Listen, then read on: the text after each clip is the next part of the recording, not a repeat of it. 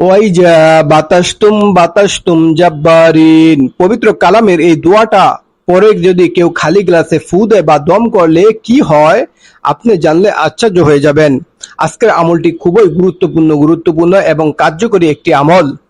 আপনি ডাক্তারদেরকে অনেক টাকা পয়সা দিয়ে দিচ্ছেন কিন্তু রোগ বালাই কিছুই ভালো হয় নাই। কিন্তু এই আজকের আমলটা যদি আপনি মনোযোগ সহকারে করতে পারেন, আমলের নিয়ত করতে পারেন, আল্লাহ তাআলা দেখবেন আপনাকে উত্তম ফায়দা দিবে এবং এর থেকে মুক্তি দান করবে। এই জন্য যারা আজকের এই আমলটা করবেন ভিডিওটা তারা শুরু থেকে শেষ পর্যন্ত দেখবেন। আপনি ভিডিওটা শুরু থেকে শেষ পর্যন্ত যদি না দেখেন তাহলে আমলটা সঠিকভাবে আপনি করতে পারবেন না। বন্ধুরা, এই আমলটা করার পূর্বে আপনাকে কিছু কাজ করতে হবে। সেটা হলো আপনি নিজে পাক পবিত্র হইতে হবে। নিজে পাক পবিত্র হওয়ার পর উত্তম রূপে ওযু করবেন, তারপরে আমলটা শুরু করবেন। এই আমলটা শুরু করার পূর্বে আপনাকে একটি কাচের গ্লাস নিতে হবে, স্বচ্ছ একটা পয় পরিষ্কার আলা একটা কাচের গ্লাস নিতে হবে। নেওয়ার পর তারপর আপনি আমলটা শুরু করবেন। আপনি 3 বার ইস্তেগফার পাঠ করবেন।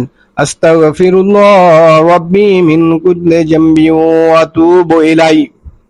আস্তাগফিরুল্লাহ রাব্বি মিন কুল্লি যামবি ওয়া আতুবু ইলাইহি।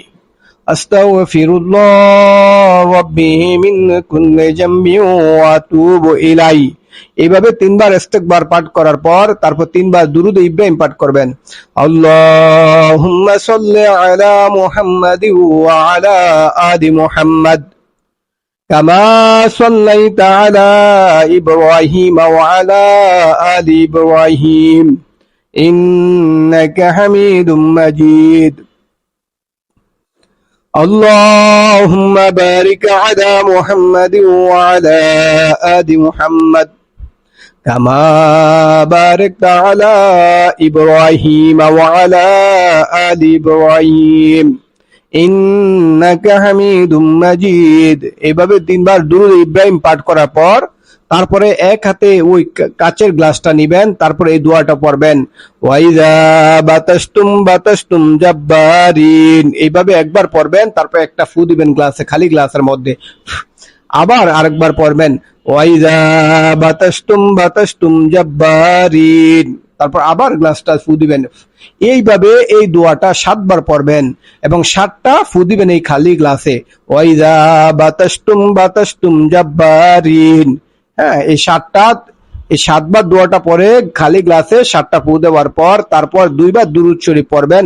যে কোনো দুরূদ যেটা আপনি পারেন সেই দুরূদটা পড়বেন। সাল্লাল্লাহু আলাইহি ওয়াসাল্লাম, সাল্লাল্লাহু আলা মুহাম্মদ সাল্লাল্লাহু আলাইহি ওয়াসাল্লাম।